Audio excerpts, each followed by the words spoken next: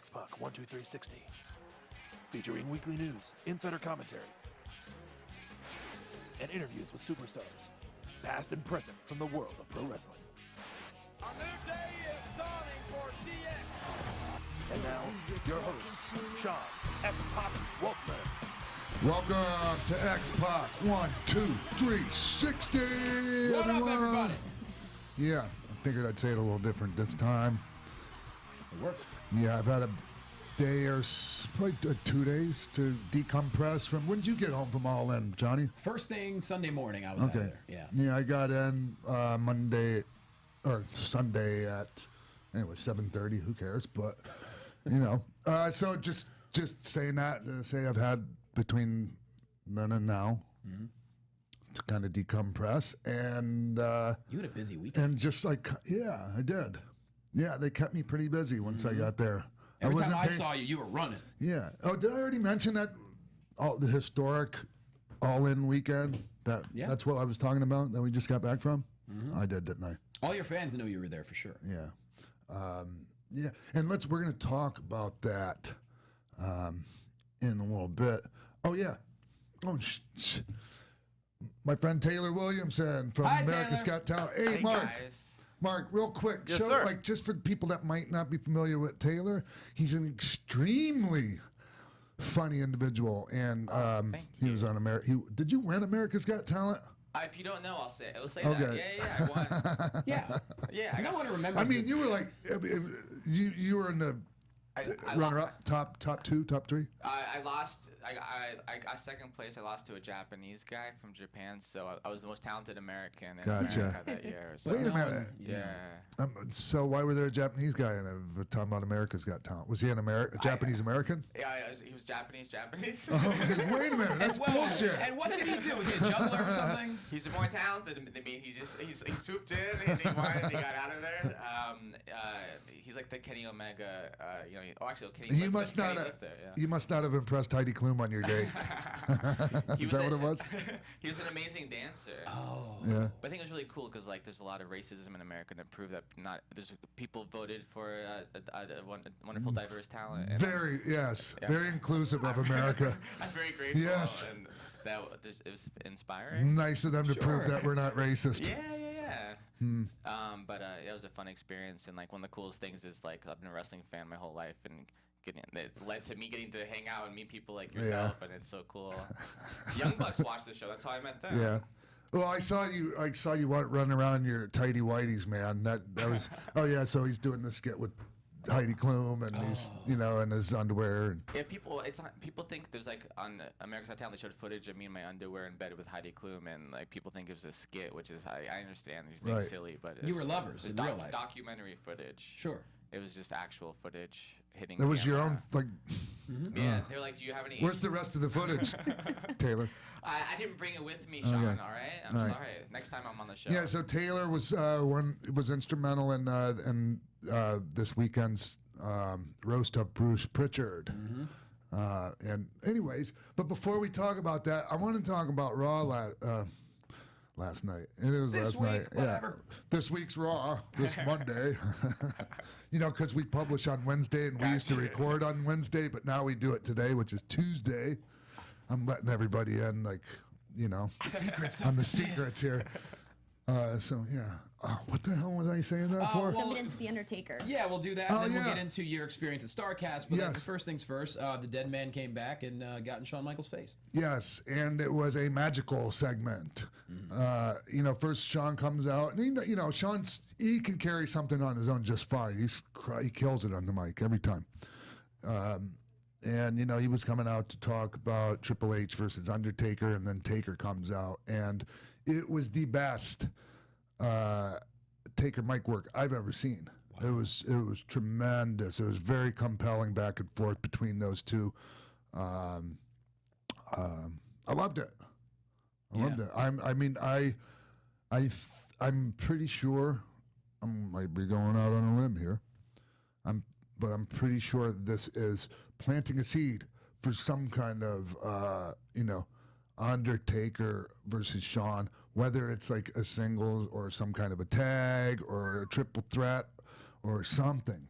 I see that. I see that as a seed being planted for WrestleMania. You know. Okay, I'd like to add my 2 cents. If you don't Please mind, do, Sean. Mark. Thank you. No, not a problem. So we've been seeing a trend of these huge international shows having large Attitude Era or legendary matches. Like we had John Cena and Triple H, and this one we're getting Triple H and Undertaker. It could be sowing the seeds for another big international match, and not necessarily a WrestleMania, but I think it could be one or the other. Possibly if they do one maybe in India or something like that. Something like that. Or maybe like Taiwan. Sure. Yeah, I'm for it. Why not? Yeah. The greatest Survivor Series. Yeah, right. Okay, everyone. Next. I just came up with that joke. I don't know. I didn't prepare that. It was so good. You yes and that's all it works. I was just trying to think of another match that wasn't, you know what I mean? The greatest in your house. There you go. But it has to be a match. Oh, got it. So like the greatest ladder match. The greatest Survivor Series. Right. No, I did that joke. Oh, you just did it? Like just now? It's such a good. Damn. Great minds think alike, you know. Parallel thinking. Yeah, this is the second most talented man in America. Don't forget that. America, we're not doing so good. But no, I think you're right. I think this segment was twofold. The victory was number one. It hyped up, Triple H and Undertaker. But secondly, just like you, I'm thinking, oh my God, this is the first time in a decade I actually think Shawn Michaels might be returning to the ring. Usually he shoots it down. So well done. Well, just a while back, he was actually talking about that. He did have an interview where he was saying that this is something that, when he was talking about who he would face in his prime, and he's not necessarily like excluding it out of options, so. Yeah, was that the interview you did with him? Yeah, it was the second interview. I did a follow-up interview with him. All right. You're more than welcome to put yourself over there, Denise, and say that it was you. It was it was me that interviewed him. So would you rather see It was a great Shawn? interview. Thank you. Denise kills it with interviews. Would you rather see Shawn and with someone like The Undertaker or with someone present day, like maybe like an AJ Styles? It's the history those two have. Shawn made it like not that he. I'm going to go out on a limb and say he could still go out there and do a lot of the stuff that but he didn't want that pressure. I think from talking to him, it's like not going to be Undertaker versus Shawn WrestleMania, whatever that was, where they had 2 years one of in the a row. greatest matches ever. So I don't know, like Shawn go out there with AJ or somebody. Like I think that the expectations of some kind of match of the millennial, the millennium, expectations, and I just think that it would. It's easy for those guys to go out there and have a match they can go out and tell a story. There's so much history, there's just reasons why it's better for him to do that. Sure. I've heard people complain, they're just burying other talent again, whatever. Yeah. I mean, you got to remember, these are international fans who have never had major events like this. You got to give them what they really want to see. Yeah. AJ versus Shawn Michaels would be the match of the non-millennials. It's true. AJ's not a millennial. Yeah. He's not? He's just no. He's a little too old to be a millennial. Yeah, a couple years. Does he, when he's training wrestlers, does he get in the ring and do things? I think he gets in the ring. I don't think he does a whole lot, but he definitely is in great shape right now. And he stays in great shape. So I think just having him there to teach ring psychology with people in Florida is the way to go too. And just being around all those guys, I think give you the itch, especially when you could still get in there and rock it. Yeah. So all right. It's gotta be. I bet that could be a storyline of like Undertaker retires Shawn, so he's the only person that could unretire him or something like that. Yeah. If Vince, if you're listening, that's a good way to get into that. If you're welcome. You're giving him that one? If he uses that, I'm gonna sue him. All right. Starrcast. Well, I just wanted to get that out of the way because this is the Starrcast all-in episode. However, that was such a great segment on Raw that we had to address it. So, all right, and now to All In. So your weekend, just run it down. Obviously, you did the roast of Bruce Pritchard. You had the 1, 2, 3, 60 degrees of the NWO, which was a packed house in the conference center. What do you think of the whole weekend?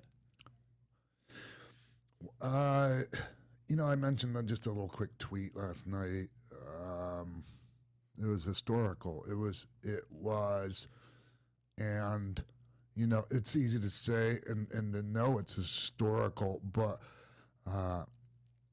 when we're in the moment, it's hard to really understand just how big a deal that weekend was. It's going to be looked back upon, and people are going to be talking about that forever. I have never seen a happier. I've never seen happier customers for anything in years. Not just a wrestling show, but anything. I've never seen more satisfied customers. I've never seen happier a congregation of happier people, happier to be around other people that love what they love, and they don't have to feel foolish about it or whatever. Everyone can be proud of being a wrestling fan, and I'm a huge wrestling fan still. Like from a wrestling person in the wrestling industry standpoint, it was huge. And from a fan's perspective, and I'm still a fan, it was just like, that's heaven, that's like Nirvana. And I'm not talking about the band. I'm talking, you know what I mean? It's like even on the last day, like, God, the people, you could just tell, like, okay, you could see a little bit of sadness, like, oh, it's almost over, but it wasn't ruining it for them. Like, they were still enjoying it, and I don't know, pretty grateful to have been a part of that. Mm-hmm. It was cool seeing the wrestlers meet. I mean, I got to go. I'm a wrestling fan my whole life, and like, it was special seeing. There's the meet and greet stuff, but then after the shows, like, I was talking to Rocky Romero, and we're both wearing Rocky Romero shirts, which is funny. Or I mean, you're wearing Chico shirt. That's Chico. Yeah. That's different person, Sorry, Taylor. Come on. It's different. But okay. So then, all right. So then, but Chico's flip, right? Flip. Chico's. No, that was a different. That was a relative of Chico. Yeah, they said on commentary that it was El Hijo de Chico. But they still hanging out after one of the shows, and like, they all didn't pay meet and greets and all that stuff. But then people are hanging out in the lobby, and then the fans would come up, and like, I had this feeling of like, should I help you get out of here? And like, people were happy to meet. Yes. It was like, it was cool. It was just like, no one was getting bomb rushed. Everyone was respectful. Yeah, You never respect. felt like, oh, I got to go run and hide in my room to get away from these people. No, it was amazing. yeah, I just respect and admiration and appreciation all around that I saw, and it was really inspiring and cool. And speaking of which, I know how many fans came up to you, but I'd say at least 4 or 5 people came up to me and said, "Hey, I love X-Pac 12360," and I was like, "Oh my God!" I was so flattered. It felt amazing. Yes, that so many people actually took, because people can say, oh, I like the podcast, but you can tell when someone's just saying that or if they are actually, have actually listened. And it was, a bunch of people that really like Every week. And so, like, all of you that came, if you're out there, like, listening, and we met at All In and Starrcast, please reach out. Yep. I'm grateful to have met you, and I'm very grateful that you take the time to watch and listen. Most people listen. I wish they could, take time to watch, because it's pretty cool I watched to have the studio, and especially when we have incredible looking human beings like Taylor Williamson Stop come in it. studio. Stop it. And they all love Denise and Jimbo too, of course. Oh, They all yeah, make sure I'm to say glad that. So about yeah, that. so yes, back to Well, what one you're of the saying. things I wanted to add to what you were saying was the fact that, everybody was happy and excited to be there. Granted, I wasn't there, but knowing I was hearing everything about it. And one of the things that absolutely blew my mind was the fact of how this event sort of helped other companies like Pro Wrestling Tees, because I Yes. saw that they wrote that they sold over 20,000 products, and that equal to about $500,000. So I think about this, and you think about the potential that pro wrestling has, and in the past, I feel like we've all heard stories about sponsors being a little negligent to maybe wanting to sponsor wrestling events and stuff like that. And now with something like this, I feel like it's definitely going to open doors, right. maybe a lot of different things, because I know that one of the places that that All In was originally supposed to be held at Staples Center, and Staples Center said no because they were, more of a WWE place. And I feel that with this and seeing the sponsors, TGI Fridays, Cracker Barrel, And Blue Chew. yeah, there you go, and all the people and all the money that was made, like, you can't help but open up doors with that, and I think that's just incredible. That's Helped right. everybody out. That's right. And also, Buffalo Wild Wings was there with their new wing order shirts. I have one. Oh my That's God. great. Yeah. Yeah, didn't you see them? No. Yeah, they were like at the very front of the hotel lobby. Wow. So Yeah. if you wear one, you probably get free wings for life, I hope, if you walk I'm in not there. a wing guy. I just thought it was cool that they, they did that and that they, obviously wanted to be a part. The Chamber of Commerce was giving awards to them for bringing that to the area. And even when I showed up to the airport to leave, the police, the Chicago PD were there. The airport police were asking me about everything and what's the Bullet Club, and like, because it was just everywhere. Yeah. Geez, there's so many things. Yeah. How enjoyable was it to share the stage with Scott Hall and Kevin Nash again? Oh, it's fine. I do it all the time. Okay. It's not a big deal. I'm going to be honest. It was at first a little bit, it was a little funky, coming out of the box on that thing, because like there was all of this prep, like research and, stuff that was done for me, and I appreciated it. But that's not how I do it, obviously, right? And so it was Neil Pruitt, who's the voice of the NWO, you know what I mean? Sure, jumped up. Following. Yeah. I was there. I got to watch the second half of it. Yeah, I so saw you the saw it. special. It was cool I of was them in- yeah, to I be was a in the part of back. that, and the people liked it.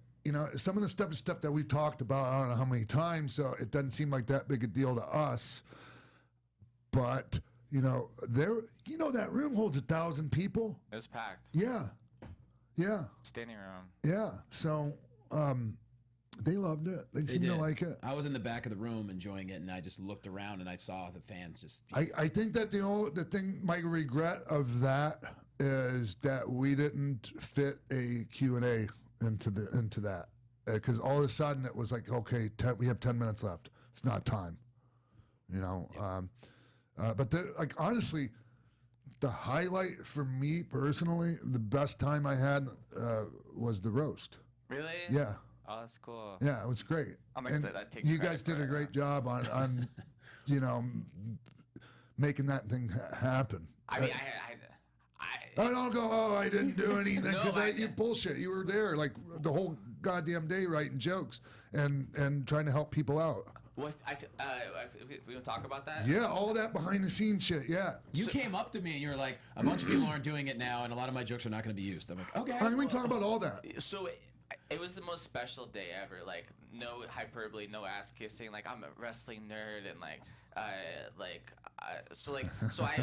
in it's a small hotel. It's not a giant hotel. Like, so I'm in a hallway, and then I see Shuli and James Mattern, who are two of the other comedians, and then they're like, "Come with us. We're going to hang out in this hallway or in the hallway." Shuli from Howard Stern fame, if anyone's Shuli, wondering. Yeah, and so we went to we're gonna hang out in this green room.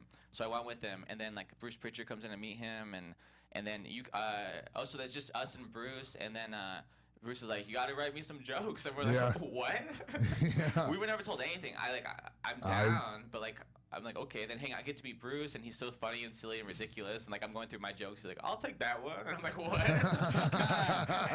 But then I'm like, He thinks that's the only reason you're there is to write jokes for him. yes, I mean, he like, so I'm like, whatever, and then like, I was like, what's cool about all comedians, we're all insane people, we all wrote the worst jokes, most possible worst things you could possibly say, but we're also like, we also want to be respectful to these wrestlers who we actually admire and care about. We're not trying to cause problems, for the most part. I think I can speak for most of us. And but we also don't want to upset anybody. So like I was like, is this joke okay for Sean, you think? And he's like, I don't know, let's call him. I'm like, no, don't call him. I'm like, what? So then Sean comes down, and then Bruce is like, Taylor, Sean, I'm this accent. He's like, Sean, Taylor has this really nasty joke about you. Taylor, tell him. I'm like, what are you talking about? I don't have a nasty joke. And then I said it to him, and then he's like, yeah, it's fine, I don't know, whatever. And I'm like, okay. And then, but Bruce and I said I have like a Karen Angle joke, and then like 30 minutes later, Karen Angle comes in, screaming at me in a room full of people, but at me directly. Who here has this joke about me? Who's gonna say these nasty things about me? And she's like going off, like on to 10. She's like at a 10.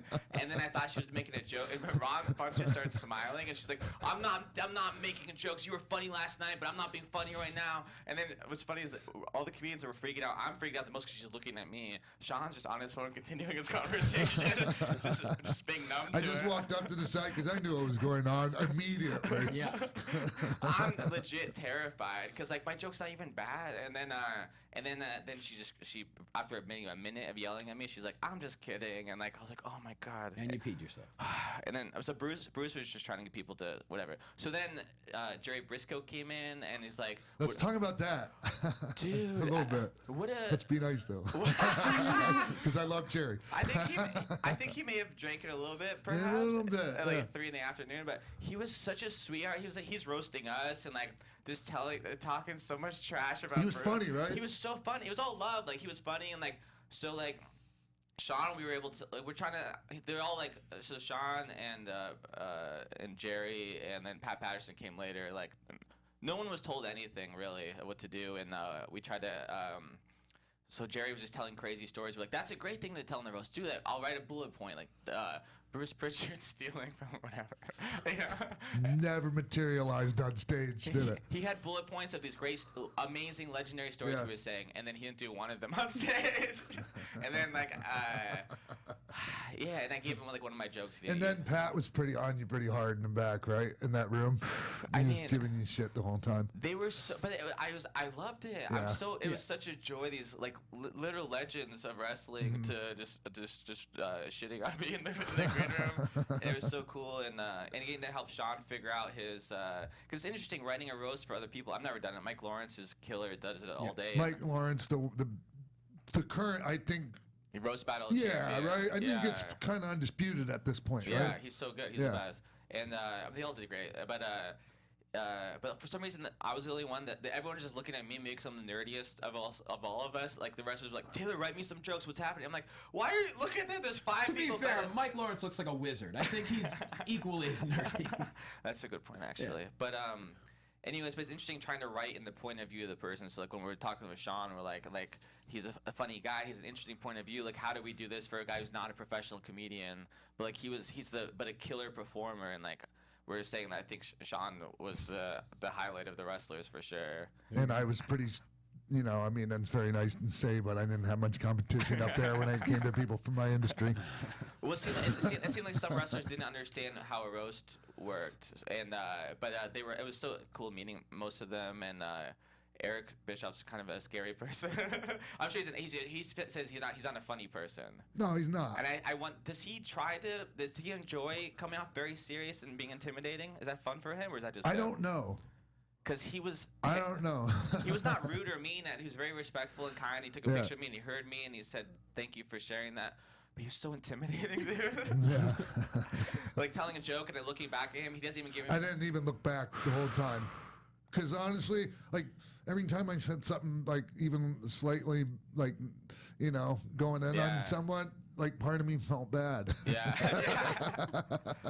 They made me go first. James was like he was the roast MC, and if you guys have to watch it on Fight TV, or how, I think that's how you can watch it, and he was like, good news and bad news, you're going first. I'm like, where's the good news? Yeah. And he's like, well, because the good news is on a roast, I guess, you get to do the jokes first, so if someone else has the same topic, whatever. Right. But like, I'm up there being like, I don't know what the crowd will like, I don't know what the wrestlers will like, so I'm kind of I have too many jokes written, and on the fly, I'm like pulling audibles, like, well, we're not gonna do those jokes, and these jokes are okay, and like, oh, that works. So I didn't give as much of a performance as I wanted to do, because I was like structuring as I went. Especially nowadays, since like you never know what could be like insulting to someone, and you're like, oh my god. Yeah, I don't know these guys, and I truly don't want to be hurtful. I just want it to be silly. I want to do my job, but also I'm so grateful. Man, Bruce was so chill, and I'm so grateful that Conrad had me, and like. And I get to hang out with you guys. It was such a joy. And so, like, here's the dais was yourself. We'll start with the comedians. Yeah. Yourself, Dan St. Germain, who crushed it. He's great. Dan's killer. Crushed it. Ron Funches, our dear friend Ron. Shuley crushed it. Yeah. Mike Lawrence crushed it. Yeah. Am I missing someone? James Oh, James. Madden was, Yeah, the, James, was yeah. the MC. And he did an amazing job, They right? were, honestly, it was cool. Everyone did their own thing in their own different Yeah. way, and like Mike Lawrence got a standing ovation in the middle of his room. I've never seen a joke. Which one was it?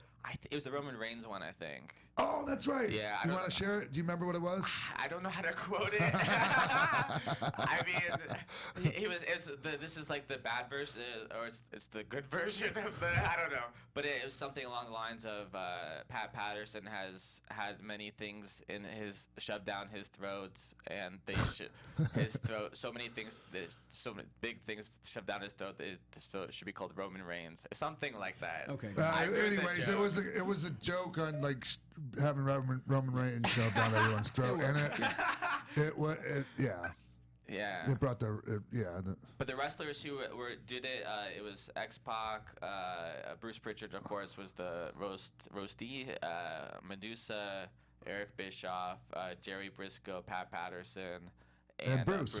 Brutus Beefcake. Oh, okay. And then Jeff Jarrett and Jerry Lawler came up for a minute, and he kind of, I've never seen that happen before on a roast, where Jeff Jarrett kind of went up there and was like, I'm not a comedian, I'm not going to try to be funny, but this guy is. And he brought up Jerry Lawler, kind of roasted himself. He got a shout on us. Yeah, and then man. Then he roasted himself, then he got out of there. And I was like, all right, I mean, you can do whatever you want. You're Jerry the King Lawler. He took everyone's. He made some jokes about, like in young ladies and Yeah. what his date ordering biscotti. Good jokes. But I didn't even do roast on him. I didn't roast him because I didn't think he was there. Right. There was an empty seat, and Some people came up with some stuff real quick. yeah. Well, we wrote jokes. Like I was sad I didn't do my Diamond Dallas Page jokes. I was really excited about that. Oh, no, who was it that... Was that the one that you were most disappointed in because you had the most jokes for Dallas? I wrote so many, just like, cause I didn't want to go mean-spirited. I wrote all these like silly DDP jokes, and then he wasn't available for the roast. Listen, the whole thing was like, there's other names that we were told were going to be part of the roast who were even at the they were at Starrcast, you know. You got to think on the fly, baby. Yeah. You know, it is what it is. And then some, Kev didn't know. Nash didn't know he was supposed to be a part. We're in the green room, and Sean's like, I just texted Nash. But you weren't even joking. You're just like telling a story. You're like, yeah, I just texted Nash, and I said, that just happened to be pertinent to the conversation, so I decided to share it. We were talking, like, Nash, he's like, I just texted Nash. I said, I'm doing the roast, and then Nash said, who are you roasting? But he was on the list that we got of the people who were roasting. So. Well, I was told when Conrad asked me about it, he said that you guys were going to be joke writing for us. Yeah, I think there was nobody mentioned it to you? I offered it because I was like, my dream was sitting in a room with all these legendary wrestlers and writing jokes for them, but I was never told to do so. I just ended up doing so accidentally, and but it was I had so much. It was just every wrestling nerd's dream to get to like hang out and try to be funny with people, and like you're the only one that listened, honestly. What do you mean? Because I tried talking to some of the other wrestlers and helping them, mapping them out and stuff, and be the only one. And you made it your own, and you took the jokes and you changed them. You had some jokes that we didn't give to you. I think the low-hanging fruit. Yeah. The old man balls joke. There was a few that we didn't talk about that were in there, and you changed the jokes that we liked to your point of view, and he did a cool. His point of view was really cool because you went up there as yourself, and like Rose, you're allowed to go up there with your notes and just read jokes. But he's a great performer and went up there and was like, you know the classic like Ron White tells a joke and he smokes his cigar, or a George Burns type style, and people take a drink after a punchline or a rim shot. That's what it was. So like, because he asked, can we have a rim shot? We're like, no, Sean, we don't have a rim shot for you. We don't have a band. But then what's his thing? It's the suck it thing, you know. So you kind of use that as a rim shot. I let everyone. I just told everyone like, we don't have the rim shot, but so I figured we'd do this, after every joke, just so you guys know that, instead of the joke, I'll raise my hands up like this, and then do the crotch top, and then you all go suck it, and that will take the place of the rim shot, and just in case the joke sucks, I'll still get a reaction at least, right? It's great because I had two of my jokes for sure did not work at all, and it's the worst feeling of all time. But then it makes up for it when you just do the suck in For and bam. real, Yeah. it keeps it fun. It's a saver. Yeah, it was fun. I wish I could do more pro wrestling roasts.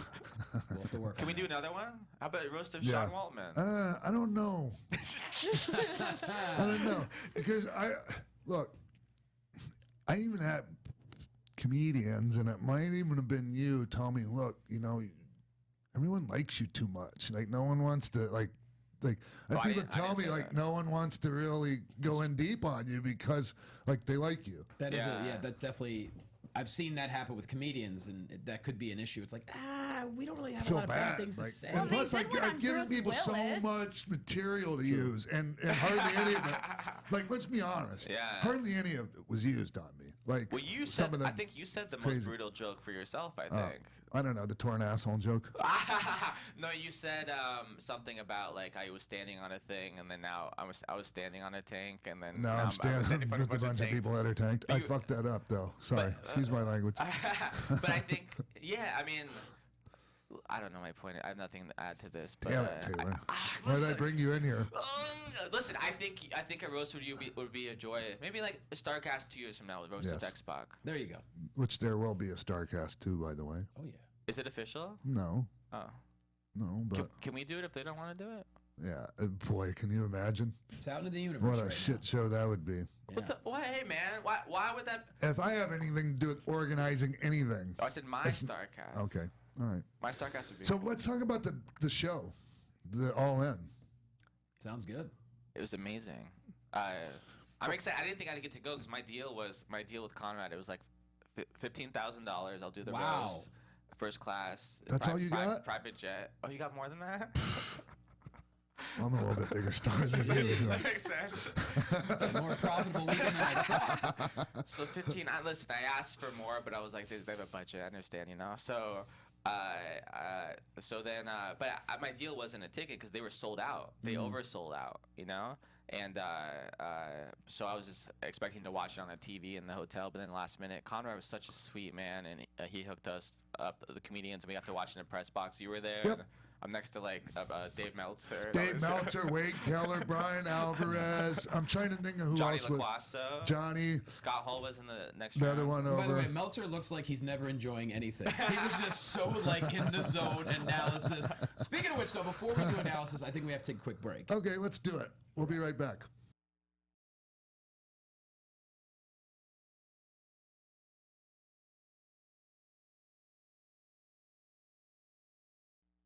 We're back here on X-Pac 12360 talking about the All-In Starrcast weekend. We got Starrcast stuff out of the way, I think. Well, kind of. I mean, there was Sunday. You weren't there on Sunday, were you? No. I was. How was it? How was Sunday? It was all right. I just had a box of shirts that I forgot like I had, and so I pretty much sold them. Did you just go to a table and just set it Yeah. up yourself? Yeah. Yeah. Cool. Yeah. Nice. Yeah. The last, what's cool as a fan Yeah. of this stuff is like knowing that the money is going to the artist or the wrestler, Yeah. the wrestler, the person, human who you care about. Sure. It's not going to. When I buy a shirt at WWE, I mean, respect to wonderful corporations, but like I like even the person. That's knowing right. So it's like you're supporting the person. I'm sorry. So eloquent, Taylor. I like, but it was special because the interaction with the person that you're giving the money. It was really, I loved it. I loved watching wrestlers and interact with their fans and like seeing even seeing like Cole Cabana next to Sergeant Slaughter. Like he's talking to his fans, then he's like Sergeant Slaughter saying nice things to him. Like Yeah. it's cool seeing people who I look up to looking up to people and all the hell that works. Is there anyone that you're still excited to meet? Have you met anyone that you're just like, oh man, it's that guy? I know you probably met everybody. No, but it's all like I don't know. Yeah, it's a good question. I'm just happy to see everyone, Taylor. I Yeah. know that sounds like a bullshit answer, but like just anyone that I ran up and down the road with, or shared a locker room with, dressing room, whatever, for years. Even if we didn't get along, I'm so happy to see them. You know, because I mean we're both still alive. Yeah. You know, so it's a great thing. It's great. Speaking of Slaughter, you know, Sergeant Slaughter was the one that called me for my WWE tryout. And Wow. yeah, back in '93. Yeah, and produced all my first vignette or first like promo segments, and you know, I love Sarge, and he looked pretty good when I saw him. You know, a couple years ago, he was looking rough, and he looks good now. So yeah, but anyways, you know, let's focus on All In. And what was the first match? The Briscoes defeated SoCal Oh, that's right. Uncensored. Yeah, No, actually, For the SCU won. pre-show. SCU won. Oh, did I get that wrong? Yes. Okay, sorry. It was the kickoff show. Man, for me, it couldn't have been better. You had the two matches, and you know, Scorpio Sky and Kazarian came out dressed as Rocky III. Sky looked just like Apollo Creed. Kazarian had the black and yellow robe, and the Briscoes. There's no team out there like them. So that match was pure fire leading into the Battle Royal. I mean, start to finish, the whole kickoff show, I think, could not have gone better. I think this was one of the cool parts where, you know, this show for a lot of people was kind of like, this was like their biggest crowd that they've ever had. And I think that was one of the things that we got to see. I know you can tell SoCal Uncensored was like super excited to be there channeling Rocky vibes and all of that. So that was pretty cool. I'm a big fan of Scorpios. Well, all those guys. Yeah. Frankie, Chris, and Scorp, but I'm especially happy for Scorpio Sky. Big time. And he actually said it was only the second time him and Kazarian ever teamed together in a match. He said, it's crazy. It felt like we had been teaming for years, but I'm not surprised. The night before, the four of us went out to dinner with Daniels, and just the way those three interact, it's like they've been best friends for 20 years. And I think you could attest to that pays off in the ring. Yeah. And the way they worked together, it was great. Hey, and Scorp was dressed like Apollo Creed, and somebody on the other team was dressed like Kazarian Rocky? was dressed like Rocky. Oh, Rock. Okay, yeah. And then the Briscoes came out just looking mean. Yeah, Yeah. and so obviously that was, you know, very nice opener, and then the Battle Royal was very unique, and I got to say it was, you know, some traditionalist might have been shitting on it in the early part of the Battle Royal, and it ended up being like best Battle Royal I've ever seen. I said it was the best Battle Royal I've ever seen, and then I looked at Dave Meltzer, and he was like, I've seen better ones. Of course he has. But it wasn't coming from like a shit-talking place. Right. He's just coming from like a super nerd point of view. He's like, growing up in San Francisco, I've seen there was a lot of great Battle Royals. I was like, oh, okay. Well, it's the best one I've ever seen. I'm sorry, Dave, but I have a hard time believing that growing up back in the day in San Francisco, you saw a Battle Royal that was better than that one. From 1960 or 70 or even 80, whenever you saw it. Am I causing problems? No, you're not. But things just weren't. It couldn't have been. No. Because they didn't do them like that back then. You know, the Battle Royals were I'm sorry, they were boring as F. Just, you know, guys finding someone else to choke in the corner or shit like that. So come on, Dave. I love you, but no, you didn't.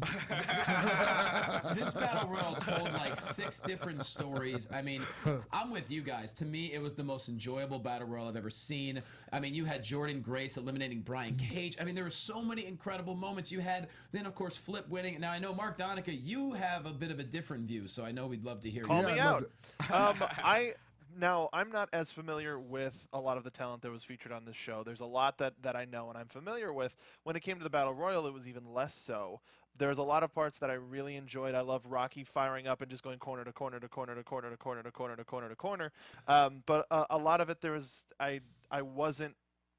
was one of those things where, oh, well, this isn't for me. This isn't for me. And I was acknowledging that. So I didn't enjoy it as much as anybody else might have. But it's a Battle Royal.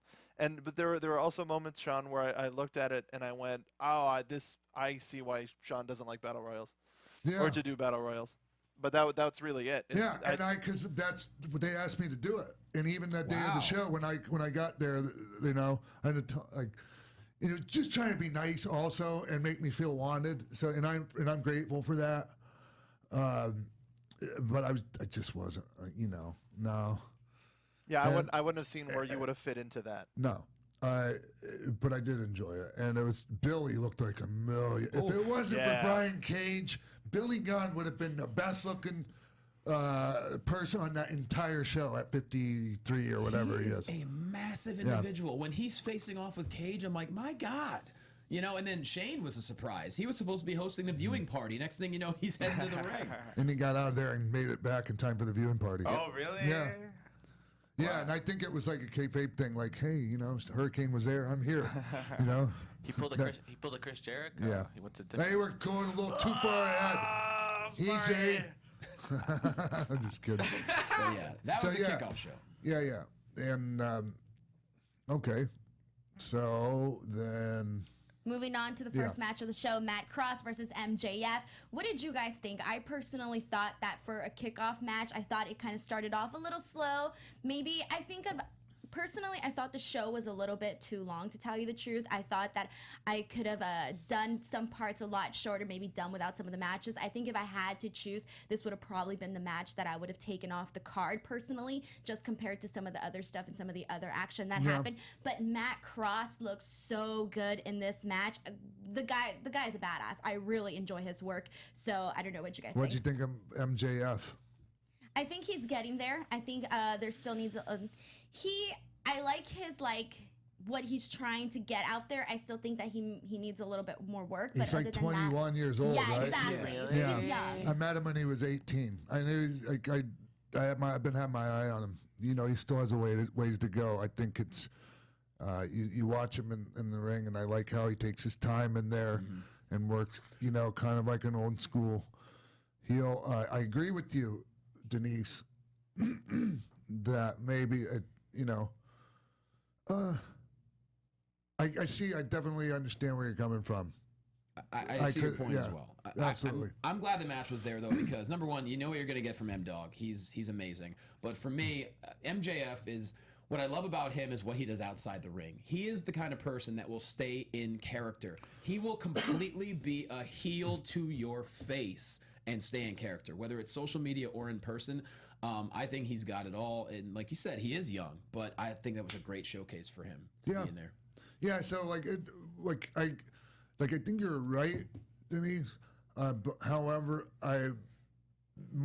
my being happy for both guys overrides that. So yes, let's shoehorn them in there if we can fit them. Yeah, I think from a production perspective, this could have been a technical difficulties match where if once they went live on pay-per-view or Fight TV, if there was any sort of a difficulty, then they're going up on a match that wasn't advertised, so the people that are paying don't miss a match that they could have been paying to see. Yeah. Smart. And so we got the benefit of seeing a really good wrestling match between two great talents. Yeah. And it's cool for CZW to have their current heavyweight champion on that card. Yeah. About what you said about, like that being the opening match, it kind of really wasn't the opening match, right? So, I mean, we started off on the kickoff show with the Briscoes. So, like, that's really the opening match of the night. But let's talk about Christopher Daniels, Stephen Amell. I was very impressed with Stephen Amell. I would have done the match differently. I would have. Let me listen to your comments first. So actually. personally, okay. So I know that obviously, Stephen Amell isn't like, he hasn't had the most experience or anything like that.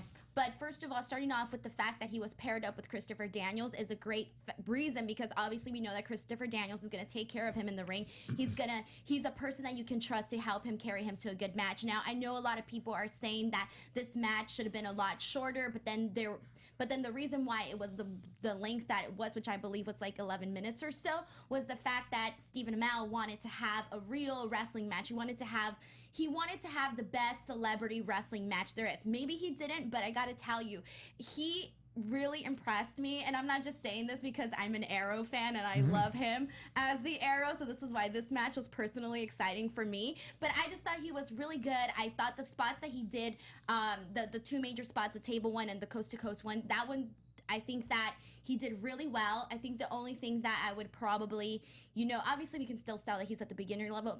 The thing that I would have to say that he still has to work on is his selling. But other than that, I honestly thought he did good. Yeah, the match could have been shorter, but, He shined too much in the beginning. He shined for too long in the beginning.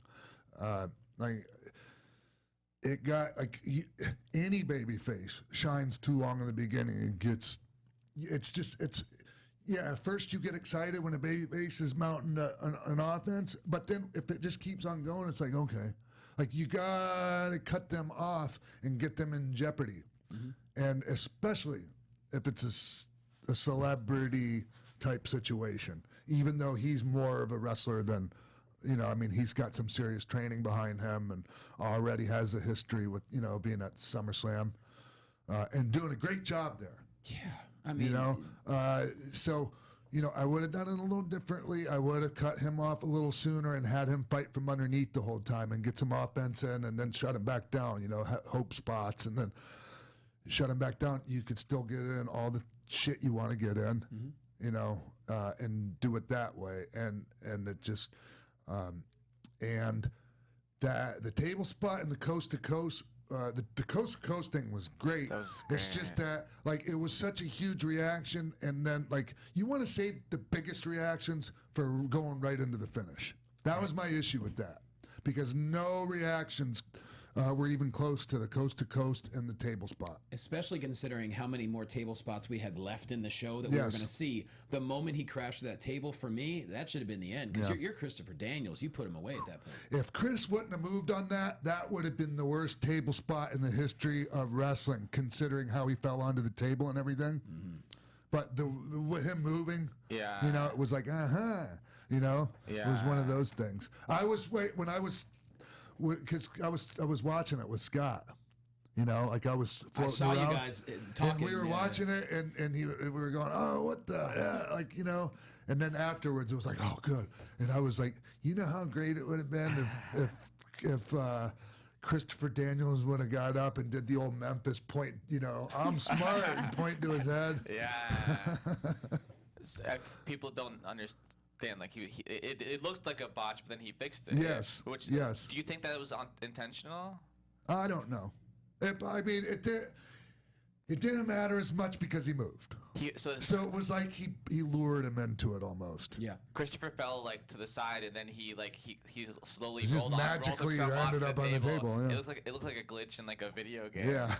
But then ML jumped off and missed him, so it looked like he said himself I'm gonna lie down because I'm in so much pain. So it worked. And I give ML a lot of credit. Look, the guy is going to be rich beyond belief for the rest of his life. I mean, with just syndication for Arrow, he doesn't have to do this, and clearly he's got a passion for it. So, yeah. They got a great chant though. When Steven went through the table, everyone's chanting "Broken Arrow." Oh, yeah. That's right. Yeah, the crowd had some great chants. Yeah. Actually, that was one of them. There were some other ones. So. Oh yeah, we'll get to those. Yeah. Awesome. So moving on, afterwards we had the women's fatal four-way, which was Madison Rayne, Britt Baker, Chelsea Green, and Tessa Blanchard. I didn't pay as close attention to this match. But Tessa Blanchard is a superstar. Oh yeah, she's jacked. She's an amazing wrestler. But she's so ripped. I'd never seen her that ripped before. And by the way, it was very cool to see legendary Tully Blanchard and Magnum TA in attendance. Mm-hmm. Absolutely. Yeah. I mean, this match, I loved it. I mean, start to finish, the timing was there. Yeah. All four of these women are just incredible performers, and I think Madison Rayne obviously is been in the game for a long time. But you look at Chelsea Green, you look at Britt Baker, and you look at Tessa Blanchard. They're all reaching their peak. I mean, Tessa just won the Knockouts championship. She's 23 years old. There was a weirdness at the finish, though. A little bit.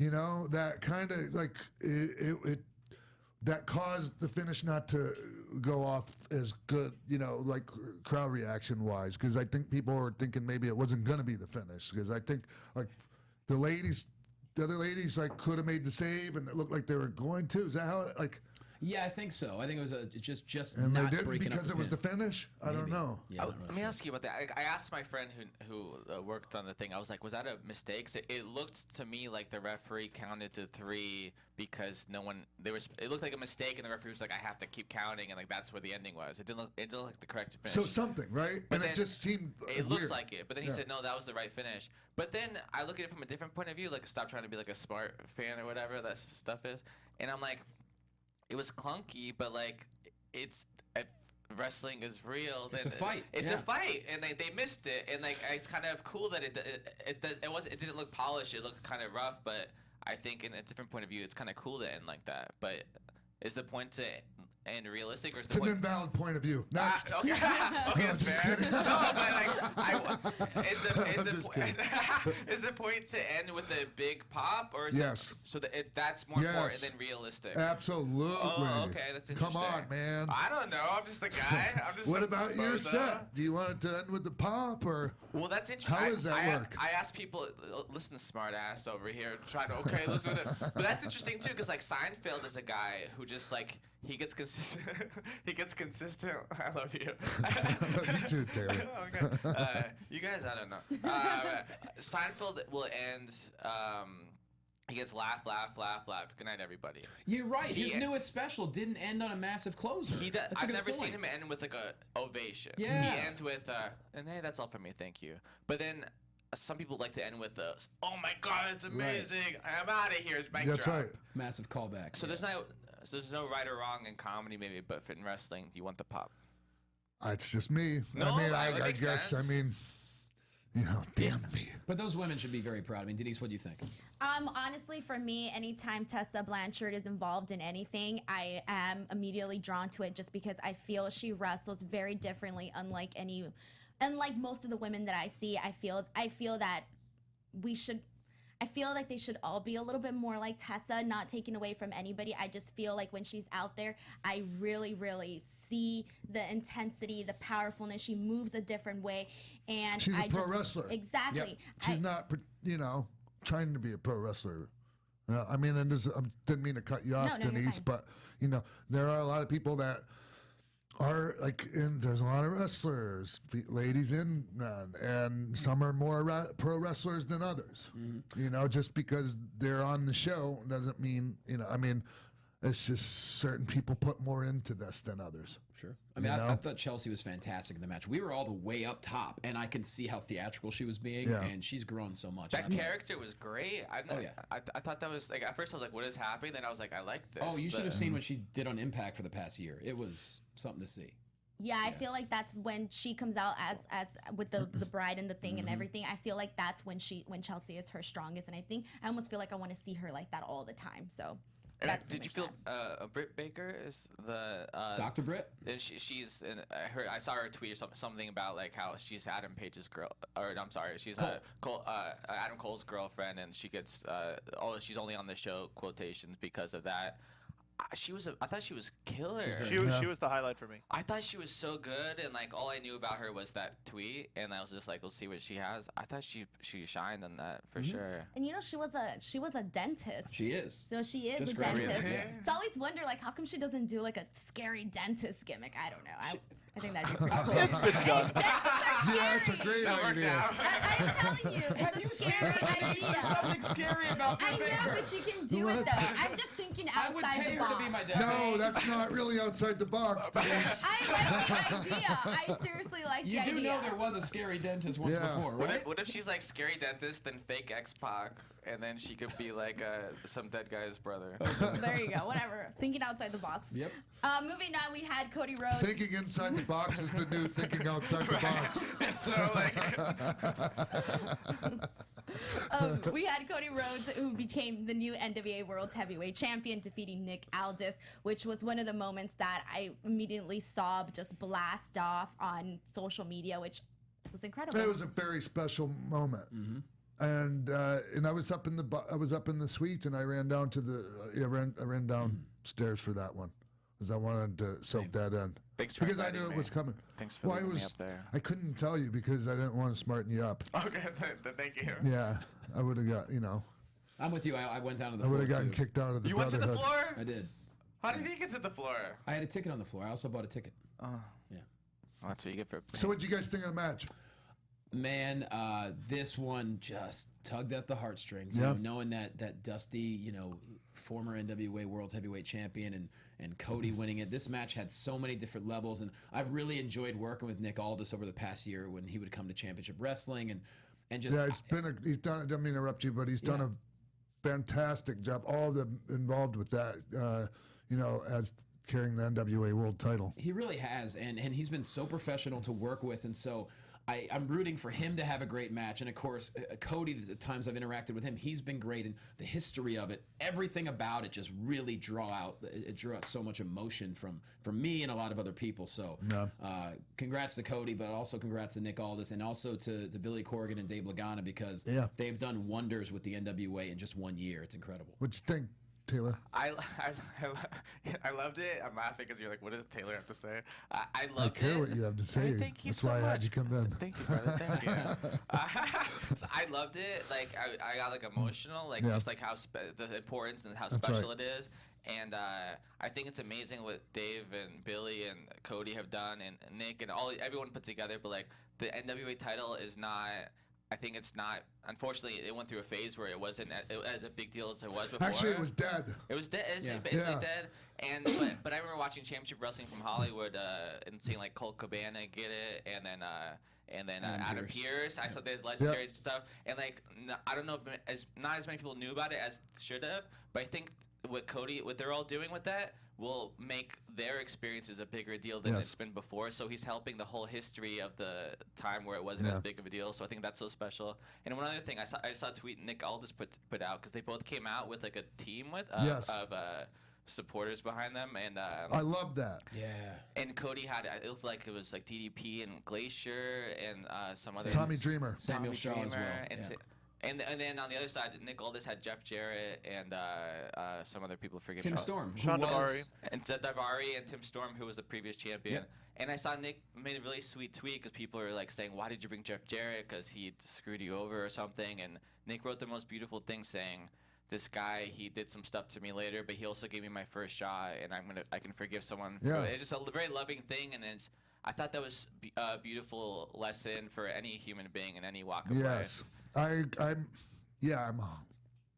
all in, all aboard on that. Yep. Not so much on Jeff letting the thieves go. Not all right. Yeah. We're talking before the show about it. Oh, we didn't talk about that? No, that was Oh, shoot. People are going, what?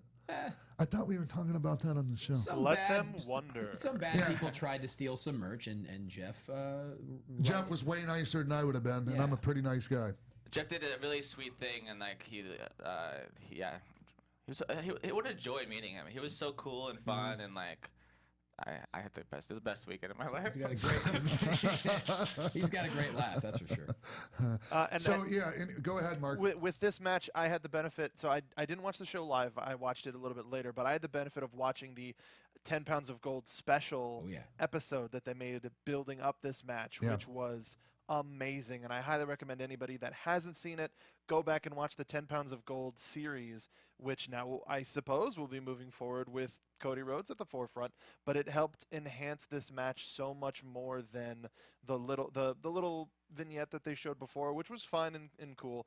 But it helped establish Aldis as the new torchbearer of this current iteration of NWA. And I love the story that he told, that Cody told, that everybody told. This I think was one of the top matches of the whole show. Yes. And I think we kind of saw a common thing with that, adding to that, Mark, which it kind of just made me click it together, which was when you said that, what they're doing with the 10 Pounds of Gold, how it kind of led up to this match and what everything surrounding it. And that was the same thing with the show, with being the Elite. So it kind of just, in a way, everything was like the whole story builds were all online, and then here they are to come to flourish in person. Yeah, I thought this match was really great. It was. There was a couple of little things. There was a few missed opportunities for near falls when Cody missed a moonsault. Like when that type of thing happens, we need to make the cover. We need to go for the pin attempt on things like that. So like that, a couple of things like that were the only things I saw, and just I'll just leave it at that. I love the drama of it, though. At one point, Cody's bleeding and fighting to get to the ropes, and he's staring at Brandy, who's cheering him on. And I think Aldis had him in the Kingsland Cloverleaf, and he's just fighting his way over. Yes. Did you ever go back and watch the commentary or watch the actual broadcast? I saw a bit of it. Because Brandy was saying, you don't have to do this. You fought. It's up to you. You can stop this if you want. But essentially, just like, hey, man, you've dealt with a lot right now, and it helped add to the drama that much more and the story of what Brandy and Cody have gone through to get to this match. Yeah. It helped enhance the match. So I'm much more. nitpicking when I talk about those like missed near falls. No. I don't think It's so interesting to hear your But perspective. I it think means a lot. There are several matches where some of the ring awareness wasn't there for me. I mean, these guys are. Oh, sorry. Keep going, Mark. And Finish your thought. We'll talk about it in the Chicago street fight. But a lot of times where there are these big moments that happen, but sometimes these athletes have their back turned to their opponent for like 30 seconds, 40 seconds trying to set up, where any other scenario, somebody would have come up, pushed them off, or a variety of different things. So there are a couple of moments where, and there's not as much in this match, but I agree with you, Sean. Some of the ring awareness wasn't there for me. Well, and yes, that happens, and we got to keep in mind that these guys are a lot of the guys. I mean, don't have as much experience as say some of the guys. And this is what I was talking about, like during the weekend, with a lot of people. This, a lot of people my age, and older will sit and watch this stuff, or a product like this, and just shit all over it. And talk about how they're not doing it right, and they're killing the business. Any number of things. Mainly that just they're not doing it right. These type of mistakes. What I would like everyone to keep in mind is all of these guys collectively, not just Cody and the Bucks and Omega, but all the big the really strong independent wrestlers out there have had to figure this out on their own. Not a lot of us hung out and passed the knowledge on. A lot of us that had the knowledge to pass either just left and said, I got my money, so I'm out of here because, the business went down, down the tubes. Or some of us were just too messed up to be able to mentor, the younger guys. Guys are coming back around and it's getting better now. But like in the meantime, these guys have had to build this all up on their own. And it's very impressive. Yes. Yeah. So I will take the minor mistakes like that and the ring awareness and maybe missing a near fall here and there, because overall it's just, there are other things they do in there that blow everyone else out of the water. Yes, absolutely. And they will get those other, like the little detail stuff. That stuff will come in time. So, anyways. Can I say one more thought on this match? And I know this is just about the overall of it, but what was so beautiful about that match is it gives a storyline because of the web series and all this, but there's so many stories. If you're a long-term wrestling fan, it's really a 50-year storyline if you think about it. Literally, or whatever, 40, whatever. But Dusty Rhodes, and it's his son, and he's doing independent show like his dad, and he left. He went out, did a crazy thing that he quote shouldn't have done, but he did it, and he did it, Yeah. And then Brandy went with him, which is a crazy move. You're leaving a job, what are you doing? You have a great job. She went with him, and then Earl Hebner was the referee, and all these people come to the ring who he's probably his uncles, Yeah. It was so many beautiful. Dallas got a huge pop in that, right? With that when he dropped Davari. Yeah. And it's just so cool. It's of course, Dallas took his sweet time, soaking it up too, right? That was the one part that confused me because I saw Earl Hebner did the X thing, there's an injury. Which, what do you think when referees do that? It's as part of the story. As a fan, I'm oh no, he really hurt himself, and I'm feeling bad for him. Does that mean injury? Isn't that you tell me? Isn't that what that means? Man, I learn something every day, Taylor. Stop it. But I didn't know you were allowed to do it. You know what, Sean, I don't have to be here, okay? I have so many other wrestler podcasts I could be doing right now. I could go hang out with Josh Sneed. We're gonna go to Cincinnati and hang out with Josh. I was just thinking, that's how I met you, is through Josh Sneed on Yeah, that's right. Twitter. Yeah, great. That's right. Josh Sneed, shout out. Mm-hmm. I mean, Way to deflect. I just ruined the podcast. You just really went all over the place there. But what do you think about wrestler when they do the X thing, but it's not real? I never even knew that X thing was the thing. I thought that we just did it when we told everyone to suck it. So. All right, next. Moving on. I'm not saying it's not a thing. That could have came along in the last few years. Are you being sincere? I swear to God. You know what I'm talking about, right? Yeah, Johnny? I do. Yeah. You know what I'm talking about? No, I don't. I swear to you. It's okay, I have Taylor. no idea. It doesn't mean it's not a thing. I'm just telling you. I've never really never thought about it. It just added to the story, added to the drama. You know, because usually I was the one hurt, so like I couldn't really see anyone doing this. Right. You know. Right. That makes sense. So moving on was the Chicago street fight, Adam Page versus Joey Janela. It went too long. It was good. It was all right. It was good stuff. I'm a fan of both of those guys. Joey's got his own deal, and what he does very well. And Adam Page, from the time I saw, and I when I talked to him, it's the first time I've ever met him was that night. I said, man, I'll be honest with you. My first exposure to you was your match with Jay Lethal at Long Beach, and Jay was hurt, broken ribs or some kind of thing. It wasn't Jay's best outing ever, and so that was my, that was my first exposure to Adam Page, and like since then, watching him, progress and get better and quit doing some of the things that kind of got on my nerves that I would see him do. Like it's just he's really evolved in a real short time into one of the better guys out there. Great on the mic too. Yes. I mean, his character was fantastic. Yeah, I just okay. If I'm having a Chicago street fight, one thing you kind of don't usually show up in your trunks and boots for a street fight, and you don't lock up in a street fight. That's the part that took me out. It's like, why didn't you just have a match? So, but I guess then you couldn't do all the crazy outside the. But it took too long. It was too much time on that. Yeah, they could have cut it shorter and then just done the Joey part, Especially and then that's pretty much. Sorry, I didn't mean to interrupt And then you. that's pretty much it. Like they could have just condensed it a lot more. Especially with the budgeting of time, the time budgeting problems they had later in the. Sure. And then, of course, we had a friend of the show, Joey Ryan, come back from the dead. Yeah, I thought it worked. I thought it fit perfectly in the show, contrary to what some people thought. It was much needed humor in a 4-hour show. Yeah. Yes.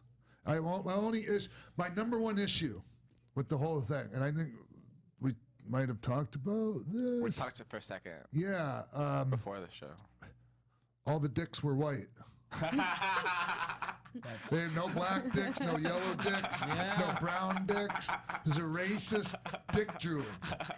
I was seriously not expecting that. I was thinking like, oh, what's he gonna say? And then that was Everything else was great. I mean, unless they're all they're Joey Ryan ghost. Well, to be fair, that's a great point that no one else. Yeah, they weren't like no one's dick is that. I mean, I don't see a lot. I haven't checked. Have you ever seen a dead black guy's dick? Those were maybe I'm sure it's not white. It was all ghost colored. Are black ghosts? What color They're are black ghost. ghosts? I think they were ghost penises, is my guess, and they were. You should have seen the guys when they were in the back before they went out. You should have seen all those guys standing around in those dick costumes with the frowns on their faces. Like, oh, it was the word. It reminded me when my son, my children's mother, made my 4-year-old son dress in this clown costume for Halloween that he hated more than anything, and the look on his face. He was like, I hate this. I'll never forget it. As long as I live, I'll never forget her making my son wear that. And that's the same look and same expression I saw in like half of these guys' faces. It was so funny. I would have paid to get Absolutely. I would have had the biggest smile. Are you kidding me? You want me to be a dick? Let's go. From wrestling, so there's people who are hating on it because what's the reasoning behind that? Hating on the dicks? Yeah. Oh, because Cornette hated it because he hates Joey Ryan, and it was on the same show as an NWA World Title change, and any number of things, and that's Jim, and that's what he does, and he's entitled, and there's a bunch of people that follow that way of thinking, and they're entitled to think that way, and I disagree with them wholeheartedly. But some of these people might not know the story. I don't think they give a shit Right. about the story. They just hate it because Joey Ryan and dicks. There you go. Did people hate on the Undertaker? I didn't mean for you not to finish your thought. No, you're Sorry. right. You finished my thought. That was exactly what I was going to say. When the Undertaker came out, was that kind of gimmick, which is so good? But some people say he's dead. He's not He can't really be dead. dead, duh. Right, but it's the same thing. What's the difference? It's a And different. it goes like this, and all the lights come up. Come on. Yeah. Well, one other thing on the Joey Janela match, I forgot her name, but Penelope. Penelope, she was great. Killed it. What's her full name? Do you know her full name? Penelope Penelope Ford, Ford, yeah. or something She like that. was unbelievable. Yeah. I've never seen her before, but she was amazing. Her and Joey are absolutely fearless. Yeah. I don't and know. It shows. Yeah, the finish. Wow. He told me that it hurt him a little bit too. Yeah. Yeah. Oh yeah. Something with his legs getting caught on something, or Oh, there's the ladder Yeah. spot into the He said table. the finish felt great. He said he hurt his leg something else. I'm not sure Oh, where in the okay. match it was. Yeah. It was like an upside down tombstone pile driver into It a. was crazy. What's that move called? Is I it? don't know. I would say, hey, so it looked Death like Wish. Adam Page went to throw him up the ramp thingy, the thingy. Yeah, Right? You said that thingy? entrance ramp, and he into the tables. Yeah, and I was like, he didn't hit the tables, but apparently he hit He one hit of the them. he had one of them. He missed one of the tables. That was Yeah. scary. It was actually okay from that. Yeah. That wasn't what caused any of his pain. That was an odd setup. I'm sure there's a reason behind it. I Yeah. always think there's someone smarter than me. But the ramp, it was like a full ramp. Then there's these itty bitty steps that Steps are terrible. Yeah. But why didn't they do it? Why do you think it had to be that way? Sometimes it's just not well thought out, or sometimes we just don't. Economically, I don't know, because I can't imagine how I can't imagine it costing that much more than. flat versus curved metal is a little bit more expensive. So, So- it could have just been, hey, stairs are fine, sort of a thing. Like, we have our stage, stairs are fine. Yeah. We can deal with it. They're fine. They're not ideal. Exactly. Anyways, what was I saying? You're talking about Shit. the table Well, spot. but yeah. I guess what I was just gonna say was, I'm amazed at Joey being able, he doesn't blow up for a guy that smokes 3-4 packs of cigarettes a day and doesn't work out. Wow. Yeah, I'm just like, wow. Because I still blow up because maybe it's because I don't work as much, but yeah, They pulled it off. they did. Yeah. You made the point about the show that it was levity, which was a great thing in that time. I was tired. I was falling asleep during one of the matches because I'm tired because it's just Yeah. a long weekend of having fun and stuff. And there was always some energy that kept me awake, which is really special about the fluidity of the Yeah. As an audience member, sitting there for over 5 hours. It didn't seem like a 5-hour show, like these marathon, like some of the the pay-per-view, on WWE Network now they got the whole pre-show thing and everything. It's just this didn't seem like it was that long. Yeah. Nope. And the crowd kept you awake too. And Yeah. what I like about the crowd is they didn't make the show about them. I've been to some indie shows where which is the same audience, where they're funny and stuff, but it's kind of disrespectful sometimes. They get Yep. to that level. I felt like the crowd was so respectful and so grateful, and they kept it fun too. Yeah. And then, okay, so after that, we had the Ring of Honor Championship match, which was Jay Lethal and Flip Gordon. Impressive. I'm impressed with Flip Gordon. I hadn't really been exposed to much Flip Gordon. Great athlete. Yeah, and people love him. Yeah, they do. Why do they call him Flip Gordon? I'm That's such gonna have to ask him. I'm gonna have him on the show. I'll ask him. Maybe because Commissioner Gordon or something. He Maybe. likes Batman. Yeah. Am I really funny, you guys? The second, you tell? The second most funny. Do you have to ask? I do. All right, Did anybody else want to How ask? about okay? I mean, Black Machismo, you know, Yeah, with let's talk Lenny, about that. Lenny Lenny Poffo, Poffo. come Yeah. on. I mean, that I understand some people would have rather seen Jay Lethal as opposed to Black Machismo, but just the fact that Lenny Poffo handed him the glasses, I thought that was a really cool nod to his brother and the history, you know. Yes. Somebody had a problem with that? I've heard a few people say that I'd rather see just Jay Lethal, you know, instead of the character. Yeah, but some people would rather just bitch about. They just want to have something to complain about. You know, like you did see Jay Lethal. Mm-hmm. Exactly. Yeah, you just did, and the people loved it. It worked well. They did the Hogan, Flip did the Yes. Hogan thing, and Flip did it great, and they incorporated it in, and it didn't look out of place. You know, it all felt right.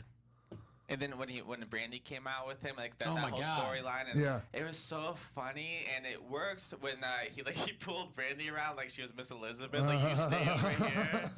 But I think that's a good point too, is that they did a lot of silly type things, and Yeah. a lot of like I don't use the word stunt in a bad way. They did a lot of stunts in these matches, like with the Cody match but it didn't seam like fluff just for fluff. Yeah. It was all cool, and it Yeah. flowed, and it was And beautiful. it was like, and made it was sense, cool you because said. it's new. It's the new.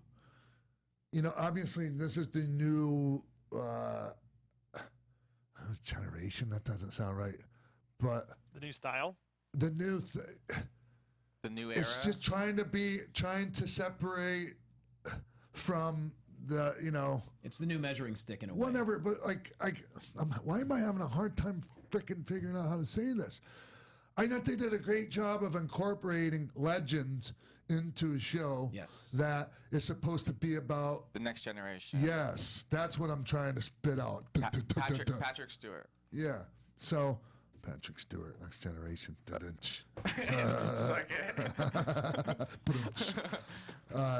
Moving on. Yeah. All right. Well, the next match after that was Kenny Omega versus Pentagon Jr., which I think was probably the best match on the show, except for the main event. But maybe this one, I kind of feel like tongue-tied on this one. But I do think this was probably one of the best, maybe the highlights of the show for me personally. Yeah, and you talk about surprises at the end. You get Omega and Pentagon. That's a dream match, number one. It's going to be great. But then, of course, you have the surprise at the end. The lights go out, and Jericho is just... he's amazing. He's a pretty smart guy. he's a legit He sure rock star. manages to insert himself into all the important shit going on, doesn't he? And he sure does it well. One of Yep. my favorite things is he didn't wash the Pentagon makeup off between the show and his Fozzy show. So Yeah. he's on stage with the half-done Pentagon makeup.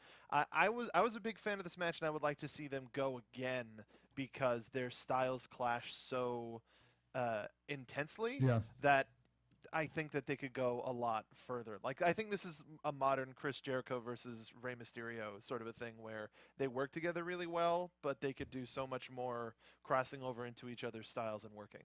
I enjoyed it. The people ate it up, and it was great. The first half of the match or so was just it was all great stuff, but it wasn't too outside the box. Yeah. Different. It was all pretty basic, incredible, but basic stuff. And then maybe with I don't know 60% of the way through, they kicked it into overdrive and started doing some really innovative stuff and just killed it. Mm-hmm. Yeah, because at first I was thinking, oh, they're just kind of, it was all great, but the beginning I was thinking, oh, they're just kind of doing, stuff that was kind of I'm not going to say predictable, but it was, I don't know if you guys are following me on this, but Yeah, of it was stuff that was all great stuff that it was the first time anyone had seen them, but it was the last part of that match, the last half of that match that really drove it home for me. That made me go, wow. No, honestly, I just feel like with the whole Chris Jericho thing, like Yeah. I have a pretty strong feeling, and I could be definitely wrong on this, but I do have a feeling that we're gonna see him on Impact with everything that's been going on. And I don't know if you guys have seen of late, but they've been doing the Jericho chants on Impact. They've been talking about him so much, and honestly, I just really feel like we're gonna see him on Impact. And even on the show, it was just like an even more of like a he's so going to Impact sort of thing. He can do what he wants. I Yes. mean, he's got carte blanche, and everybody wants him. And of course, he gets the plug-in for his cruise at the end. That's the best part about it. Is Kenny, see you on the cruise. I Yeah. mean, And I didn't see that coming at all. And even like when the lights went out, I was like, "Huh, what's going on here?" I was thinking it might be the firing squad, the Yeah. offshoot of the Bullet Club, but no, I was wrong. Yeah, you could tell like, okay, something's going on, but never would have got. It seemed like though, as soon as he did the code breaker, even with the mask on, everyone knew, right? Oh, yeah. I think it was the tattoos, but maybe because I was watching it on TV, you could see the tattoos right away. Versus if you're in person and you're further, you're not looking at the screen. I agree with you, Denise. There's also a little bit of a buzz that more and more people were like, what, and realizing, and then the code breaker when everybody popped was Yeah. when was the confirmation more so than a realization. Right, right. One of the things we also haven't mentioned on the show that I just want to mention really quickly was that I absolutely love the commentary for this show. I think that they did such a good job. It's been one of the best commentary teams that I've heard like in recent times. I've been wanting to say that the whole show and I kept forgetting. So throw that in there now I'm because gonna it have was to go really back good. and pay attention Yeah. more. Yeah. I Yeah, read it's that really too. good. Like Ian Riccoboni's so good, and Oh my God, he was so good. Very happy for him. He's a great guy. He's been with Ring of Honor for a while. He stepped in when Kevin Kelly left, and they were, loyal to him, and he's killed it. I'm very proud of him. And I mean, again, it's so cool. Like, and then Excalibur's on there. Like, and the referee Knox, and like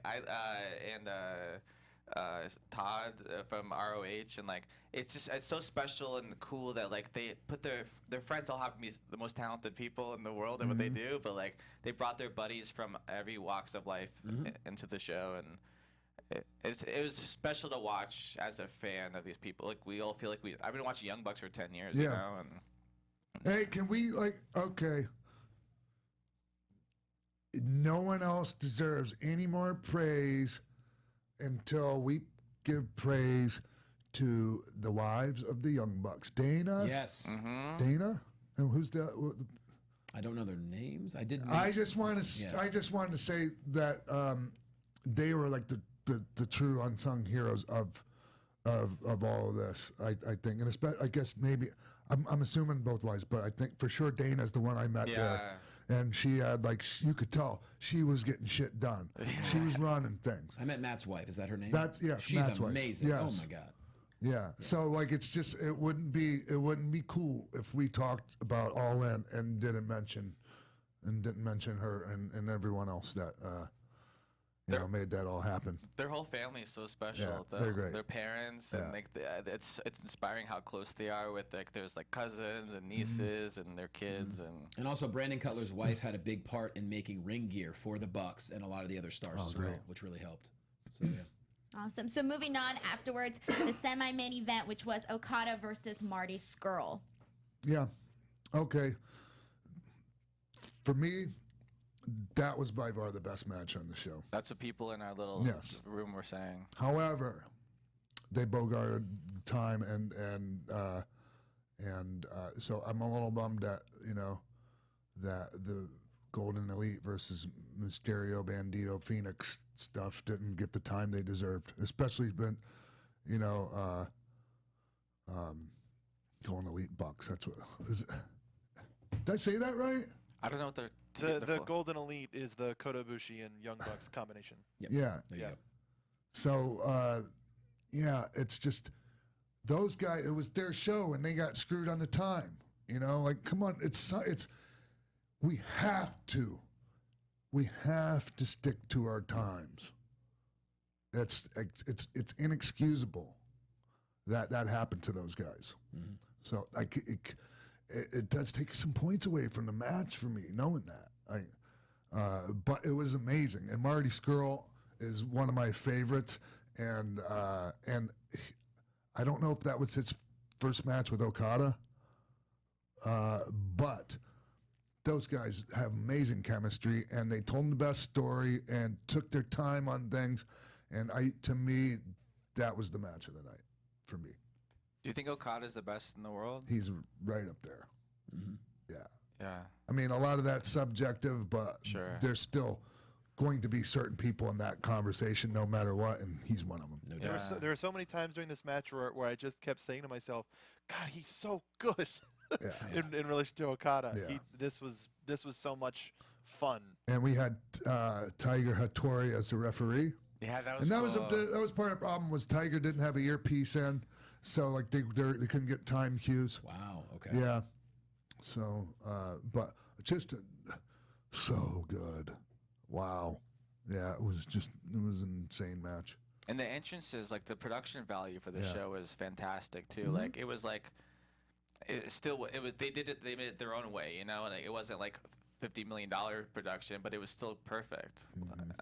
Like the Okada's entrance, he had the stuff falling from Oh, the yeah. sky, and the umbrella spot. I love Oh, yeah. Scroll's It was great. umbrella spot. Yeah. And again, it's a thing. Like it's a stunt, but it's like it's cool. It worked and it made sense and it had all in. It was funny, but also really good too.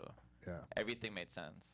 Denise? Awesome. No, I really enjoyed this match. I'm a huge fan of both of these guys, Okada and Marty Scurll. I mean, when I first heard that this match was happening, I was like, okay, this is going to be cool, you know? I wasn't sure what they were originally going to do if they had Okada. So I think they made the best of it, especially given that, like we've said before, he's one of the top stars in the world. So I think this was a good match for sure. And in the main event, it was Hyperdrive. Yeah, Hyperdrive, to say the least, I guess you can say. I think they went 12 minutes, I believe, Yeah. and it was Rey Mysterio, Phoenix, Bandito versus the Young Bucks and Kota Ibushi. And I was just absolutely, in a match like this, I love Phoenix and Bandito. The first time that I saw them wrestle live, I was absolutely amazed and astonished. And in a match like this, to say that Kota to me was the least impressive was insane, because he is impressive as hell. So to even be able to say that is like next level to say, more about the other guys as well. You know what I'm trying to Yeah, say here? absolutely. Yeah. Does anyone else want to chime in? Yeah, I mean, it was just hard. It's funny. In my brain, I'm thinking, oh my God, how are they possibly calling this match right now? Because it was just nonstop fury the entire time, whether it was Mysterio or Phoenix or Bandito or the Bucks. Just the whole time. You talk about an energetic way to close out the show. Granted, like you said, didn't get the time they deserved, but boy, did they make the most of that time. Yeah. Hey, okay, so how many minutes was it? 12. They had And it was a supposed to be 40 28. minutes. Or something like that. Yeah, they had like 30 or 40 minutes Wow. of shit that they, Yeah. So when that happens, do they cut stuff out or just do it faster?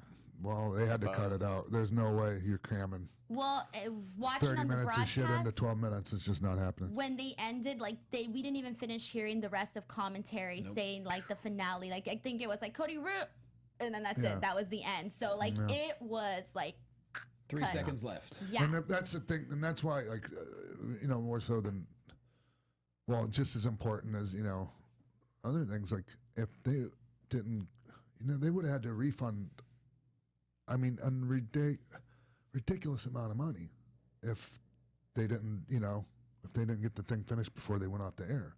But I thought, do you agree that the match still came off awesome? If you don't know about this stuff, like just as a fan, I felt like the match was still killer. Okay. But from my perspective, I really enjoyed the match, but Denise, I wonder if you heard it as well. When about 5 to 7 minutes, I heard somebody very, very loudly say, "We have to go home." And so I was like, all right, here the end of the match is going to start. The end of the match, here comes the end, here comes the finish, here comes this.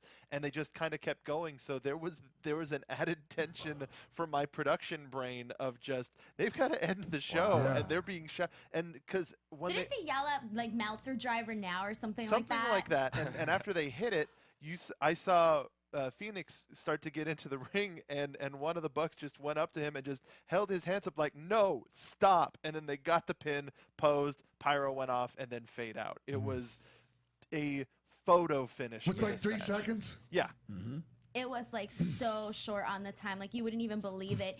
And one of the things I wanted to add about this was, oh, now I'm having a brain fart. I was gonna say something. Oh That's yeah, usually oh yeah. when- So I was listening to Wrestling Observer Radio, and Dave Meltzer said, had this match gone like an extra 10 minutes or so, like this would have definitely been a 5-star match. And I was kind of like, oh man, now I'm depressed that I didn't get to see it. And he brought up a good point. Like, this is one of the few times that we're ever gonna see. Like, granted, we might definitely see the Bucks and Phoenix and Bandito again in the future, but the fact to have the element of Rey Mysterio That's in right. this, we're never gonna have that. I mean, I don't know, never say never, but you get me. Like, there's a good chance it's not gonna happen soon. So that's kind of, I think it's really sad that they, you know, worked so hard to put the show together, and that they didn't get the opportunity to really put what they had planned for the fans to see and stuff like Yes. that, you know? Don't rule out a rematch at All In 2 whenever that does happen. Yeah. And what I thought was interesting is like this would have been a match opening Nitro 20 years ago, and now it's main eventing the biggest independent show, one of the biggest wrestling shows ever. Yeah. Like I think that's really special. Yeah. Yeah. That was my thought to share. Just All in now. all, special night, man. It was. Oh, and we didn't get to see the closing either. I didn't get to see anything of what Cody Rhodes said, Kenny, anything. We got out of there before the show ended, so we could not get stuck in. That traffic It was was crazy. ridiculous because. You didn't want to spend $130 like me for Uber? Was that you that said that? Yeah. Yeah. Wow. Yeah, because ours was 30 or 25. Yeah, that sounds beautiful to me. Surge pricing. Shout out to Uber. I actually waited over 80 minutes after the show just to get an Uber back because it was just crazy traffic and, like you said, the prices. But yeah, there was a celebration in the ring. Cody got on the mic and said, you know, some incredible things. No one left their seats, and then Kenny. No Omega one left the seats. Yeah. and then Kenny closed it out with "Good night," and everyone went nuts. It was really special. Like, and he called people down. Like, he called his family. This guy, Brian Wittenstein, my friend. Oh, who- Brian, yeah. You know, Brian, like, Yeah, he, good he, dude. he did a whole bunch of stuff. Like, he's kind of an unsung hero. He helped out a lot behind Mm-hmm. the scenes, and he's the reason I got to the roast. Thank you, Brian. And all these people came down, and, like, they just said thank you. And, like, it was the most unselfish. It was like they were proud of themselves. Yeah. But it was also very unselfish. Like, it's all because of you guys, and Yeah. we're all. It was very like. Let's all pat each other on the back. Yeah, but it was like it sounds cliche, but it's so true about how like anyone who's ever been told you can't do anything kind of thing, Yeah. or to this, to that. Like we did it together. Yeah. We're all nerds or whatever. Oh, yeah. Like we all did this, and it was like, and that's what's so beautiful about this movement that they've been the leaders of. Whenever you take a chance on yourself like that, there's always going to be people that didn't have the balls to take a chance on themselves that are going to shit on that and tell like how that's not going to work and oh they're marks and this and that and I mean, like just being a super wrestling nerd, like. All those guys in the ring, like he brought out, like Kenny was in there. Like Yeah. I heard him say, like I believe I heard him say he was considering leaving wrestling at some point. He was like rejected by WWE.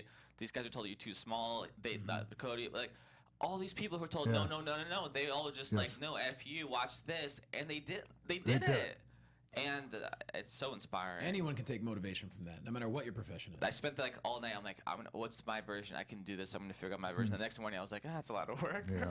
So do you think we're going to have an all-in too, since they didn't actually say it, but Yes. do you think so? And okay, and yes, I do.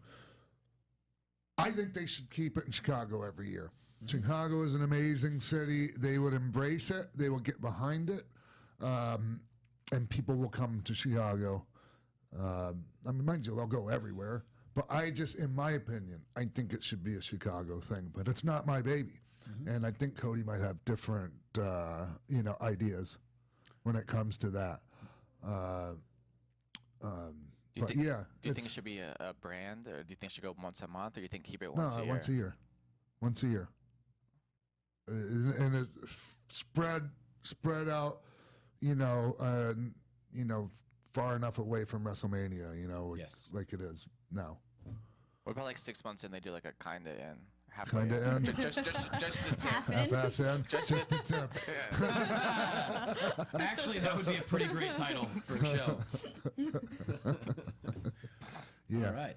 I know there's something I was going to mention, and I can't remember what it was. I just, Did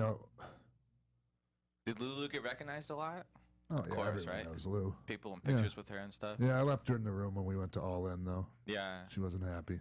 She wanted to go. She was pissed. Who's her favorite? I don't know. Bandito? No.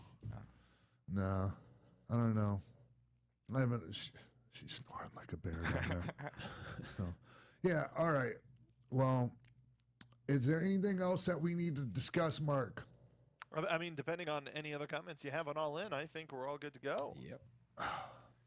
Man, I know I'm missing something here. There's something that I want to add to this, and I can't think of what it is. But no, I'm just thrilled that that happened, and that it's one of the most important things that's ever happened in wrestling. And I know some people, especially people that weren't there or didn't watch, might be rolling their eyes if they're listening or watching to me say this. But Sure. I would know these things. More than most people. Like, I have a pretty good. My finger is on the pulse of things in this industry more so than most people my age. Or anyways. I know for me being there, I'm not exaggerating when I say I've had a couple days to think about it like you. It was the most fun, entertaining, dramatic, incredible. I've never seen an audience have a connection with the talent like that before, because the audience felt like they were part of it. Yep. There's never been. I've never seen a show on that grand of a scale do a better job of catering to its fans. Because usually, like saying WWE on a scale that big, there's so many different people they're trying to cater to of different, types of fan that fall under the WWE universe thing. Families. Yeah, all of right. So they're trying to make a lot of different people happy, and it's impossible, right? This was a different thing. It really was. Everybody was happy. Like I didn't see anyone unhappy. Mike Lawrence tweeted something that I'm gonna misquote, but he made a really interesting point that I didn't think about till he said it. But like, they wanted to make their fans happy. Yeah. I think it's different business than WWE, and I would love WWE too. But like, they leave the fans going like, "What? That's the finish?" Like you said, 100% people left happy, and the show was about making the fans happy and giving them what they want, 100%, not what they think that they should want. Yeah. And I also love too is like being introduced to wrestlers I've never seen before. Like I thought it was gonna be all people I knew. Like in the Battle Royal, there's a little guy. I forgot his name. Forgive me. Yeah, me too. Marco Stunt or something like that. I don't know who he was. He was stellar. He was so great. I love seeing Colt Cabana in his hometown, Chicago, get the Colt Cabana chant. Yeah. Like I've never had so many moments that I connected with in a whole wrestling show. Usually it's like, oh, I like that part. I sincerely loved all of it. Yeah. Huh. Well, we're 80 minutes in. Good It's show. not 110 like the Teddy Hart episode, but Good show though. This show. Taylor. I wish I had cats to talk about. I'm sorry. Hey, do you have any social media or stuff you want to plug? Merch, dates coming up? RockyRomeroMerch.com. And then I'm at Taylor Comedy on Instagram and Twitter. And my name's Taylor Williamson. I'm a comedian. I have a comedy special on Amazon Prime. You can watch. I tour around places. Where are you going to be soon? I'm going to be in Peoria, Illinois next month. Boca Raton, Florida. Appleton, Wisconsin. Wow, really? I go to all the Appleton, Wisconsin? I do major markets. That's the tour I'm on right now. I'm gonna be. I hypothetically might be on a really big TV show in January. If you like me, TaylorWilliamson.com and my social media, I'll follow you. I'll let you know when that happens. It'll probably go to shit like everything else I announced. It's gonna be a thing and it all goes bad. I was supposed to have a TV show last year that didn't work out, but I'm really excited about something fun coming up that I'm not supposed to talk about. So. All right. So you want to talk about it? Yeah, this is the place to do it, right? All right. Hey, man, thank you. I appreciate you coming in, Taylor. It was great spending the weekend with you, my friend. Dude, this is such a pleasure. It's so fun meeting you, and I've been friends with Johnny for so long. I love him, and I love you, and I've been such a fan. I've been a fan of you since I was like 11 years old. So this is such a joy to get to become. Which was friends only with you. 7 years ago. So. Oh, thank you. Denise. Awesome. So I had a totally different wrestling experience from all of you guys here. This past weekend, I spent it at Expo Lucha in Las Las Vegas, a 2-day convention with lots of luchadors, legends, Impact stars, Lucha Underground stars, you name it, AAA also. And so make sure to go to my youtube.com/Denise Salcedo. I have interviews there with El Hijo del Fantasma, Psycho Clown, LAX, you name it, all there. So make sure to check that out. If not, go on Twitter and on Instagram @_Denise Salcedo. That's right. At Jay Quasto, Championship Wrestling from Hollywood every single week. Red Carpet Rumble episodes come up, including the David Arquette RJ City match. And also, BlackCraftWrestling.com's pay-per-view is now on demand. Go to BlackCraftWrestling.com. Next one, October 5th in Anaheim. It's going to be amazing. Wait, I should have looked into the camera. I didn't know that. That's what professionals do. I'm just like, yeah, the thing. Check out my MySpace. LinkedIn. All right. My Twitter's @TheRealXPac. My Instagram, just @RealXPac. @It'sBabyLula on Instagram for Lou. Yeah. What is it? YouTube.com/XPac. Yep, there's the YouTube channel. And we'll see you right here next week on X-Pac 12360 on AfterBuzz TV, Jericho Network, and Westwood One. From executive producers Maria Menounos, Kevin Undergaro, Phil Svitek, Sean Waltman, producers Mark B. Donica, Jimbo Frank, and the entire X-Pac 12360 staff, we would like to thank you for tuning in. Like us on Facebook, rate and comment on iTunes and YouTube. Follow X-Pac on Twitter @TheRealXpac and email us at xpac12360show@gmail.com.